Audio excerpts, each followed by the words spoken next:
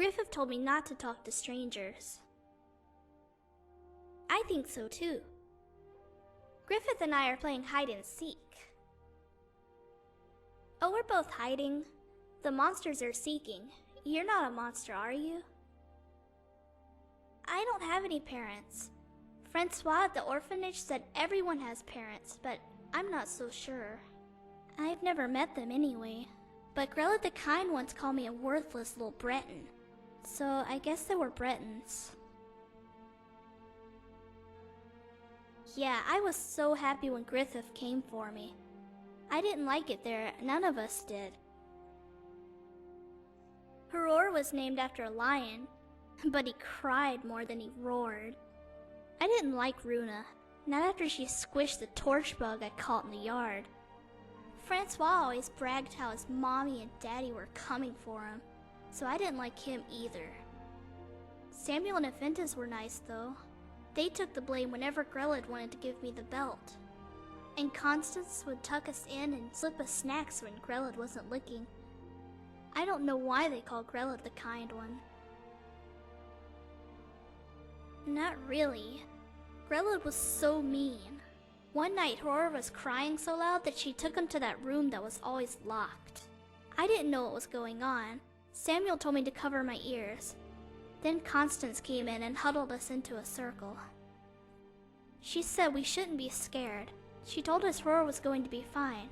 I liked her. She was so nice. Then she sang to us. She sang all my favorite nursery songs. She sang pretty loud too. Loud enough you could hear it outside, but I didn't mind. Although I don't think she liked her singing all that much, because when she finished it, it looked like she was crying. He's the nicest, bravest man I've ever met. One time he saved me from 3 monsters. Yeah, they didn't stand a chance. Well, we were headed towards Windhelm when it was getting dark. We made a camp and prepared for bed. I got up to go to the bathroom. That's when the monsters came for me. They're sneaky monsters who like to come out of the dark. So when I saw them, I closed my eyes and screamed as loud as I could. I kept screaming until a hand closed my mouth shut. I was so scared. I thought the monsters got me. But then I heard a whisper, and I knew I was safe because monsters can't talk. I opened my eyes, and it was Griffith. Why? Why? Okay, this isn't fun anymore. Well, I know he doesn't sleep much. I think he has bad dreams or something. He also doesn't like to talk much. I only ever see him talk to me or the innkeepers, and even then he doesn't say much. I think he might be a little shy. Hey, why don't you try talking to him? You're really nice, so he might like talking to you. Yeah, go talk to him.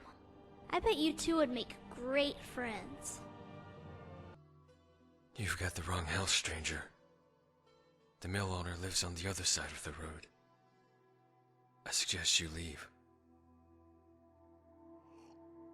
That's none of your business. Sorry, but I'm not looking for company. You certainly have an odd way of showing that, stranger.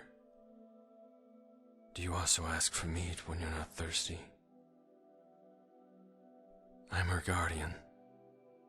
Let's just leave it at that. No. Did she? I told her not to talk to strangers. What did she tell you? The girl's too trusting for her own good. What of it? Hold on. There's no need for that. It's not what you think. The girl is under my protection. The Dark Brotherhood, they're after us. Her and me. I need a reason to protect a child. For now she is. Has to be.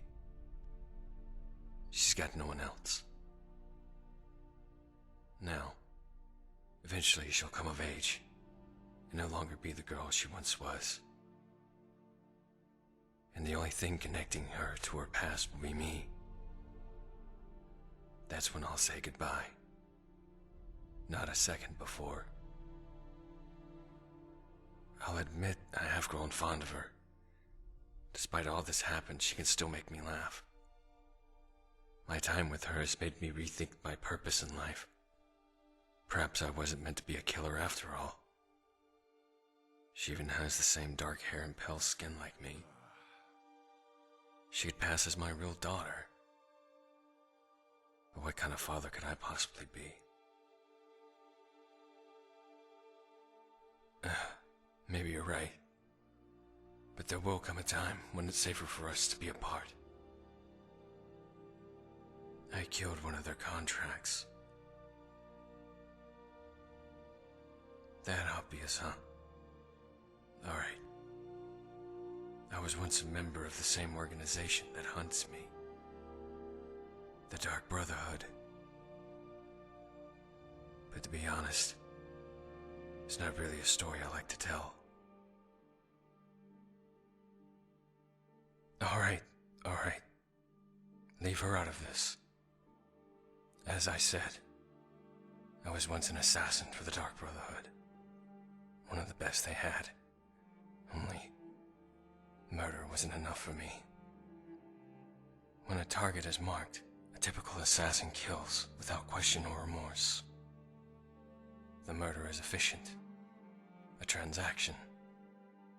No different than going to the market. Only, I took things a little bit further. I had what you'd call a procedure. I didn't just stalk my targets. I approached them. I even befriended them. I needed to know the man I killed. Maybe. At least that's the way I see it now. Not so much before. The Dark Brotherhood doesn't take sides. When a hunter tracks game for the butcher, it's not his place to ask if the deer deserves it. Yet, for some reason in the back of my mind, I always assumed they did. Some were less guilty than others, but all were guilty of indifference. Everyday people driven to murder, and the average target never gave two symptoms about what they did. Some even relished in it. This attitude, this unfeeling apathy that infects everyone around us, it needed to be purged. I gained their trust and offered them a drink. The mead was a paralysis poison. Then I bound them and interrogated them until I found it. It was a game. I asked them to name their killer.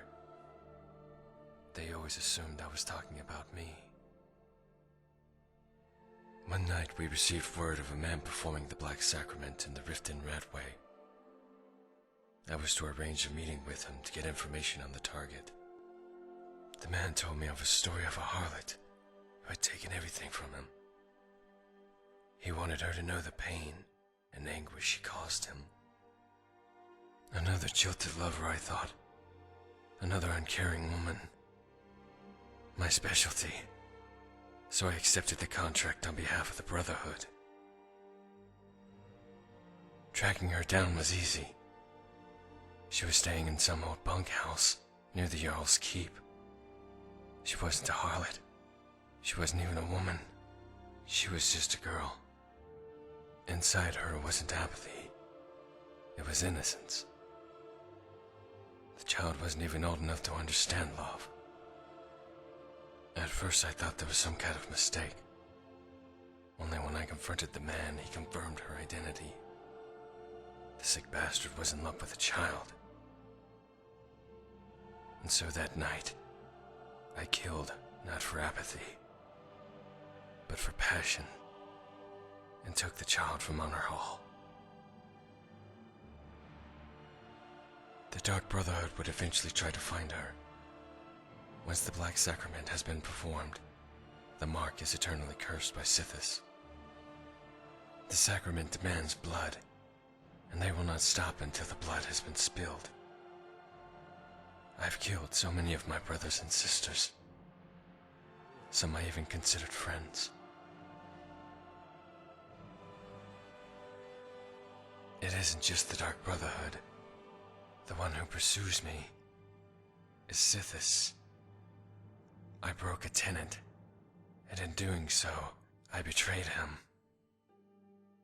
Now every night, I am left to face his wrath. Imagine, if you will, a room of complete darkness. You have a torch in your hands, but there's no light to speak of. The entire room is as black and cold as the midnight sky.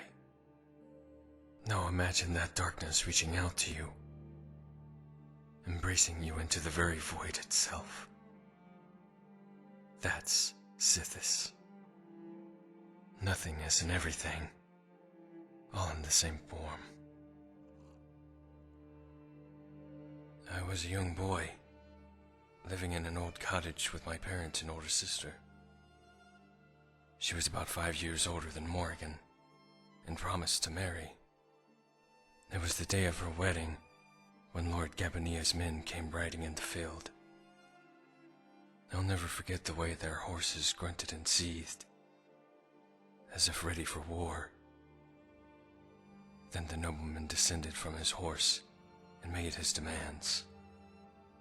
Some call it the right of first night, as if men of power needed to justify their rape with laws. No, they just took what they wanted. My mother pleaded for mercy. My father reached for his axe, when one of the guards gutted him. All anyone could do was weep. 2 of Gabania's men were dragging my sister into the cottage when they passed me by. One of them turned and looked at me, and our eyes met. There wasn't a drop of emotion on that face. That's what I remember most from that night. Not the murder, or the rape, or the screams. It was the face of that guardsman. The face of apathy. That I couldn't forgive. They razed the town. Gabania really just wanted the land and the peasants cleared. When his lot forced themselves on the women, it was just for fun. No, not forced. Toyed with them, defiled them, and murdered their spirit. When they killed them all, they just left me there to watch. I mourned them for days. But my mourning quickly turned to anger. I thirsted for revenge. Yet I was just a boy. My anger alone would never be enough to kill a noble. I performed the Black Sacrament, but the Brotherhood never came. I knew then I was truly alone. And if I wanted vengeance, I had to do it myself. Gabania was out of my reach, but that guard, the one whose face was burned into my memory, that was a man I could kill. I pulled the sword from my own father's chest and watched him spill all over the ground. I kept that sword as a reminder. The blood had dried and crusted over the blade, but I never bothered to polish it. No, looking back, I was lucky I wasn't a grown man. My size and build forced me to cling to the shadows. A grown man would have used the sword that felled my father to seek some sort of poetic justice. The boy was forced to abandon that for a dagger. I started out by pretending I was a beggar, nagging the guards for coin and bread. Not that it required much acting. My hunger was real. I pestered Gabania's men one by one until I found that face. He didn't recognize me. Of course he didn't.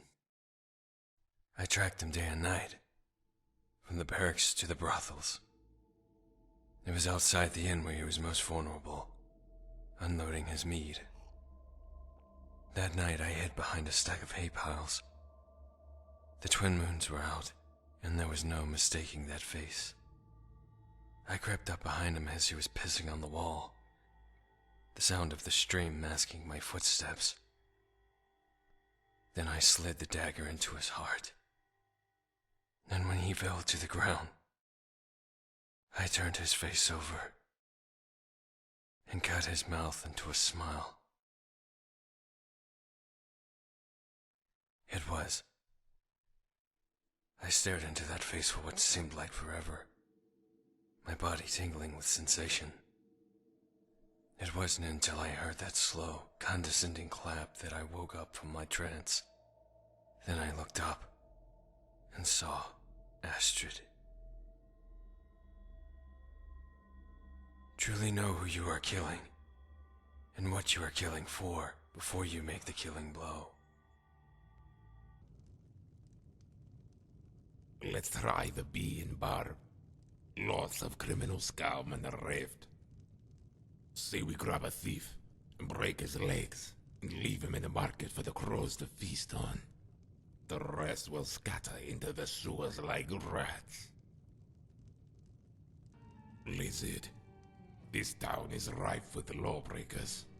What leads can you offer? Here, take a look at this. Some of the Jarl's men came by and left this bounty letter. It looks like we have new prey to catch. This one is an especially loathsome lawbreaker.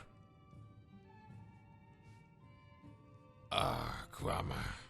This one is better served as a surprise. It's a bit gruesome, which will make it all the more sweeter when he screams. He was last seen in East March, but a fetcher on the run doesn't stay at the Kandahar Hall. There's an old inn to the west of that place. 100 gold crowns says that's where he'll be. Is your name Griffith? Who wants to know? Your gods, lawbreaker. Pray to them for mercy when I carve out your flesh. I'd like to see you try. No!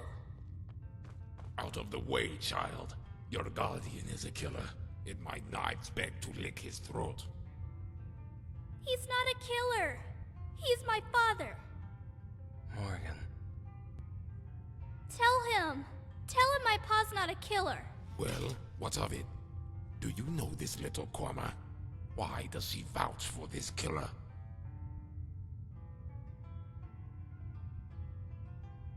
The child has broken no law. She is innocent, pure, but in the end, he will corrupt her. This ugly son of the Gwar, my knives will drink him fast, then slow. You want to talk? You're gonna need a bigger bandage to cover up that ogre you call a face. Stop it! Stop fighting! You promised you would only kill the monsters, like Gabania. Wait. That name... Where did you hear it? It's the monster who hurt him. Griffith only kills monsters. Quiet, kid. It's nobody's business but ours. It's too late now, Zwit. Better come clean. This man... Gabania.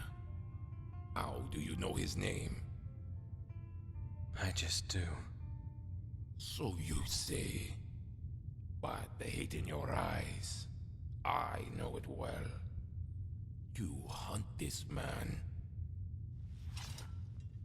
7 months ago, one of my witnesses told me of a wagon full of contraband that was being delivered to Solitude. I tracked it down, ambushed the carriage, and held the driver for questioning. The man was well trained.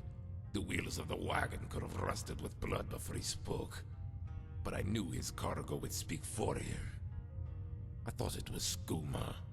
What I found were slaves. Their tongues were cut out, so they could not speak.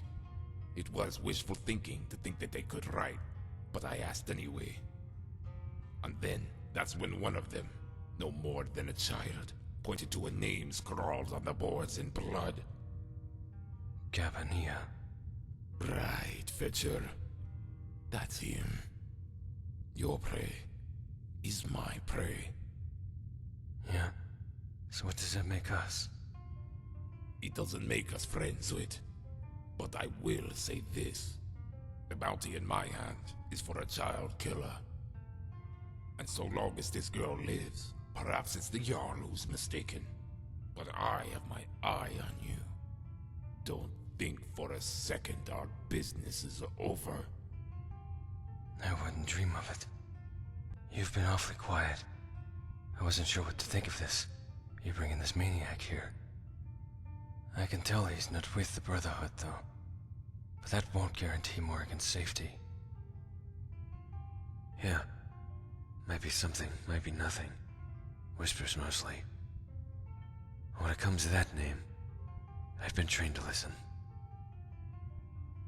That's what I've been thinking about. I can't leave her alone, and I can't bring her with me. And if it's one or the other, him or her, it will always be her.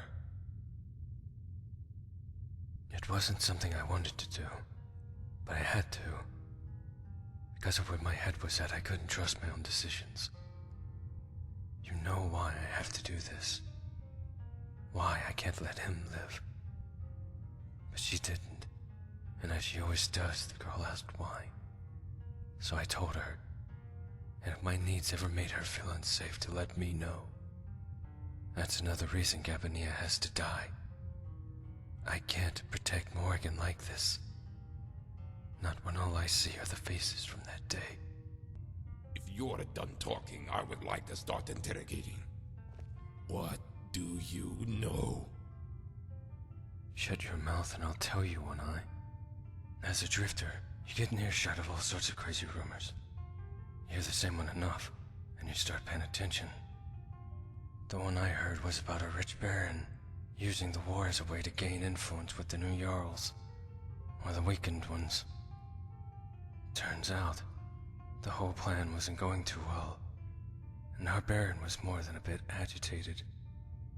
So he decided to get on his ship and sail to Windhelm.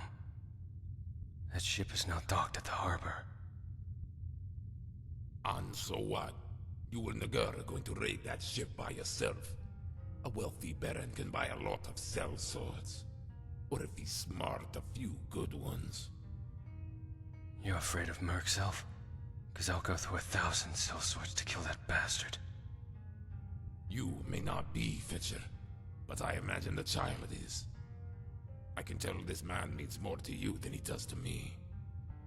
But someone has to stay. I've thought of that, but I don't trust anyone to protect her but me. Then we have a problem, sweet. You can't be in two places at once. Unless you have a better idea, I will protect the child. Not a chance. There's gotta be another way. What do you think?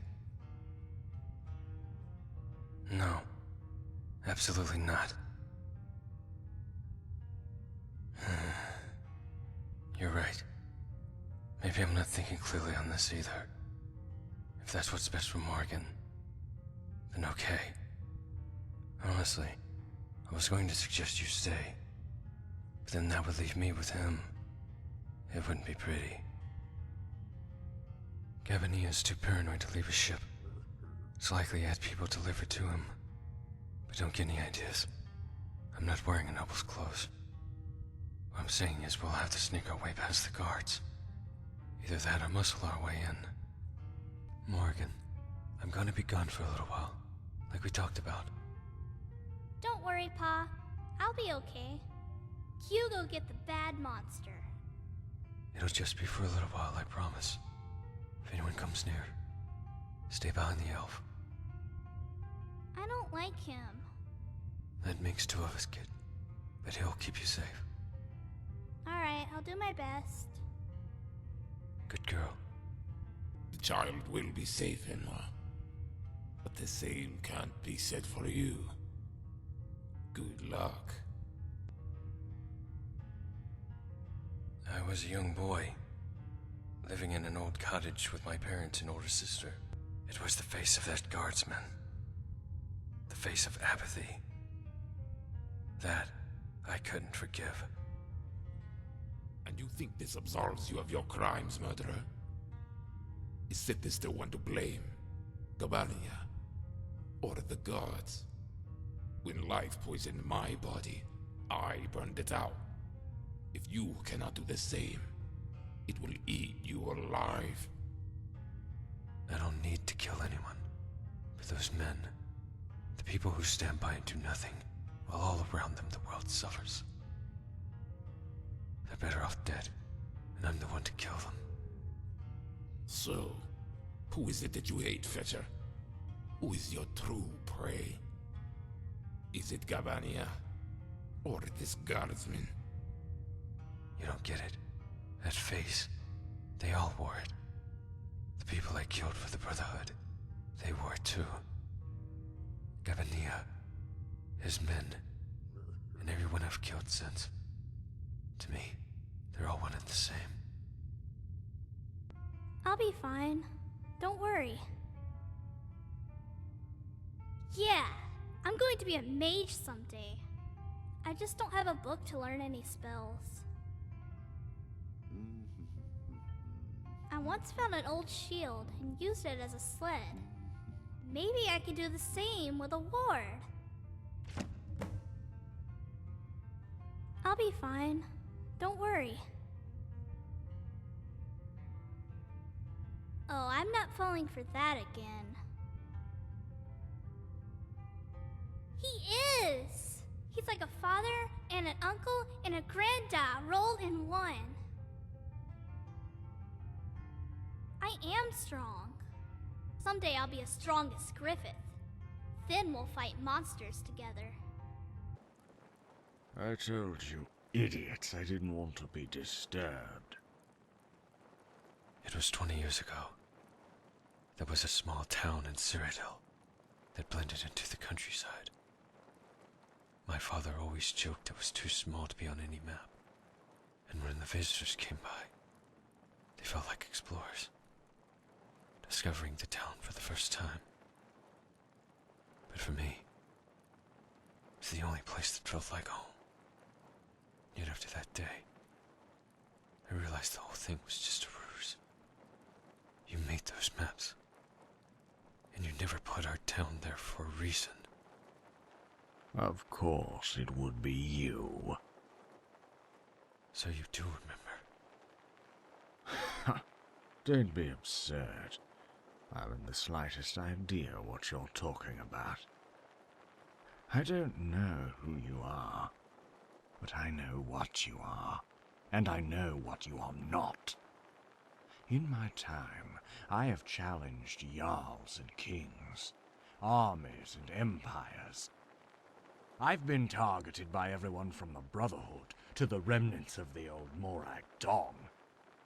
I challenged the gods themselves, and neither Daedric Prince nor the makers of the realm could fell me. Of course it was you, boy. The others were not so foolish, nor were they as brave. I've waited my entire life for this moment. As have I, boy. Don't disappoint me now.